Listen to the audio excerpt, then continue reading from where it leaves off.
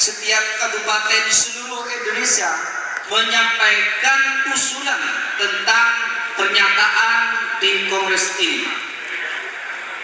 Nanti secara detail Saudara Sekretaris akan membacakan di mana perubahan-perubahannya dan poin-poinnya. Namun yang jelas, yang paling banyak tadi dibicarakan itu adalah tentang P3K, teman-teman kita yang masih belum terangkat sebagai ASN, kemudian juga masalah PMM,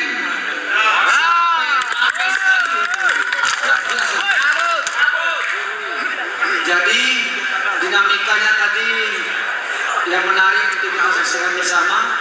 Kurang lebih 150. Hasil Komisi T nomor 5 menghilangkan kata diskon sehingga menjadi kalimat pelunasan piutang yuran anggota dapat dilakukan dengan memberikan subsidi dan diangsur sesuai kemampuan. Poin kedua, pada LAPBO halaman 131, jumlah yuran anggota akan disesuaikan dengan besar yuran anggota sesuai dengan AD/ART yang baru. Poin ketiga, poin rumah tanggaan pengeluaran nomor 6, makan harian dirubah menjadi kosong dan makan rapat dan kegiatan dirubah menjadi konsumsi rapat dan kegiatan. Itu laporan dari Komisi T. Terima kasih. Terima kasih. Demikian tadi yang disampaikan dari laporan Komisi 4 dan 3. Apakah diterima? Diterima semuanya, Bu. Terima semuanya. Ya.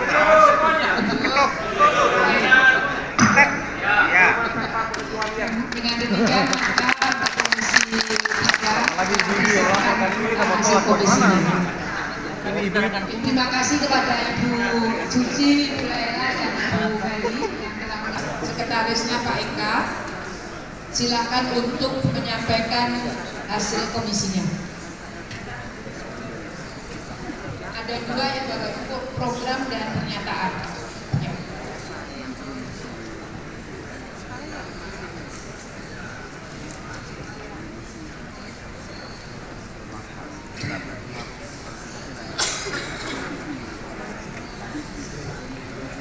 Assalamualaikum warahmatullahi wabarakatuh.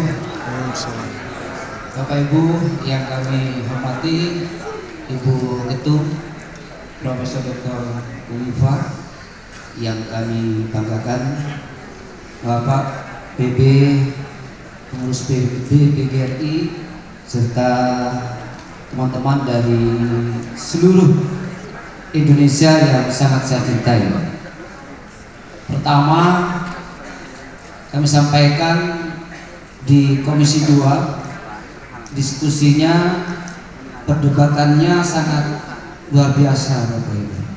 Karena memang kita ini dua, program kerja dan pernyataan. Terutama ketika membahas pernyataan tadi. Hampir di setiap provinsi, setiap kabupaten di seluruh Indonesia menyampaikan usulan tentang pernyataan di Kongres ini.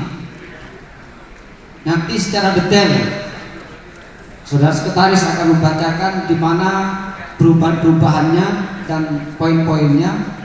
Namun yang jelas, yang paling banyak tadi dibicarakan itu adalah tentang P3K, teman-teman kita yang masih belum terangkat sebagai ASN, kemudian juga masalah PMM sampai sekali. Jadi dinamikanya tadi yang menarik untuk kita saksikan bersama.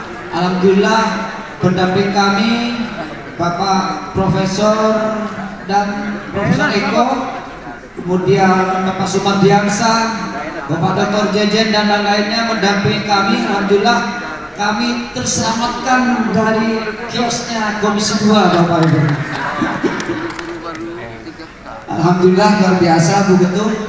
Ternyata draft yang kita buat itu sudah sangat luar biasa. Namun hanya beberapa poin tadi yang masih perlu ada kajian-kajian. Baik Bapak Ibu, untuk selengkapnya biar sekretaris kami yang merupakan sekretaris, karena di Komisi 2 itu rata-rata tadi yang hadir sekretaris kabupaten, sekretaris dan wakil sekretaris. Ya, dipersilakan kepada saudaraku dari Cirebon, kepada beliau disilahkan. Bismillahirrahmanirrahim. Assalamualaikum warahmatullahi wabarakatuh.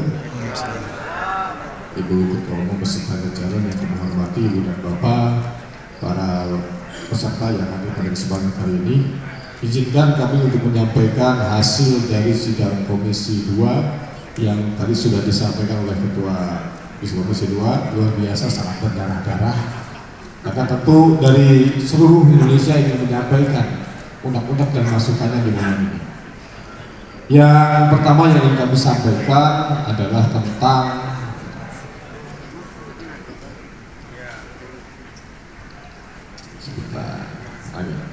rancangan tentang program kerja. Nah, program kerja, rancangan program PGRI ini terutama yang disoroti adalah tentang, yang pertama adalah poin tentang kelemahan di halaman 115, yang mana tadi di Komisi 2 mendesak. Ini kelemahannya adalah penyelesaian permasalahan antara keluarga besar guru. Ini dimohon agar bisa diselesaikan secara kekeluargaan. Beberapa hal-hal yang terkait dengan permasalahan-permasalahan apakah sifatnya personal, sifatnya organisasi, mohon bisa diselesaikan dengan cara kekeluargaan dan persaudaraan. Itu. Kemudian yang berikutnya yang bilang Bapak pada halaman 117 tentang program Dasa Karsa atau mandat dari PGRI ini, yang banyak disoroti adalah tentang pengelolaan keanggotaan terutama dalam KTA digital. Peserta dari Komisi 2 mendesak agar penguatan sistem KTA digital PGRI ini bisa betul-betul dimaksimalkan, sehingga server KTA digital tidak lemot dan bisa dengan mudah dan cepat untuk diakses. Itu yang banyak dibutuhkan. Kemudian juga mohon agar pelatihan admin untuk KTA digital PGRI ini agar dilaksanakan secara menyeluruh se-Indonesia, tidak hanya perwakilan beberapa provinsi atau kabupaten kota, tapi bisa diselenggarakan secara massal, bahkan secara menyeluruh di seluruh wilayah Indonesia, sehingga esensi dari pentingnya KTA digital ini bisa terlaksana. Kemudian yang berikutnya itu terkait dengan tadi yang disampaikan kelemahan, dan selanjutnya yang lain tidak ada lagi. Kemudian berikutnya ini terkait dengan yang paling banyak ini adalah di pernyataan Kongres yang banyak dibahas. Pada halaman 339 ini ada 2 poin. Yang pertama adalah poin 5, kemudian yang kedua adalah poin 7, di mana dalam poin 5 ini membahas tentang permasalahan penuntasan P1, P2, P3 dan P4 dalam seleksi ASN dan P3K. Di sini ada penambahan kata-kata yang tadinya hanya penerimaan CPNS guru, tapi di sini lebih ditekankan tidak hanya guru, tapi penyelesaian permasalahan. Nah, oke. Ya, kami ulangi benar Bapak bahwa hasil komisi yang terkait dengan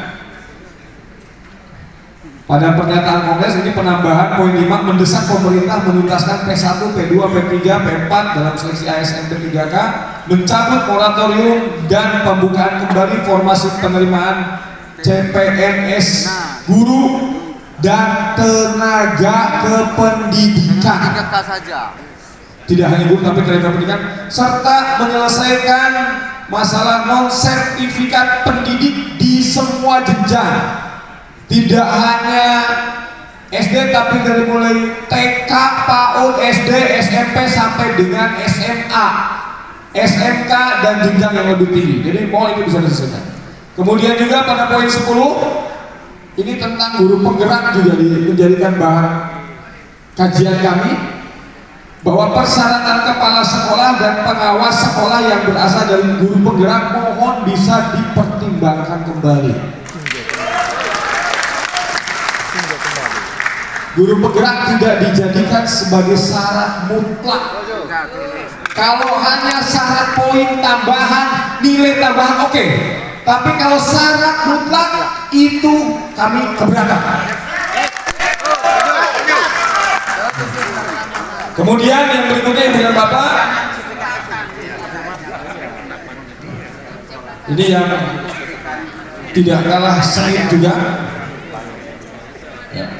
ada di poin 7 tentang menyerukan kepada pemerintah agar segera membentuk Badan Guru Nasional setingkat kementerian dan Komisi Perlindungan Guru.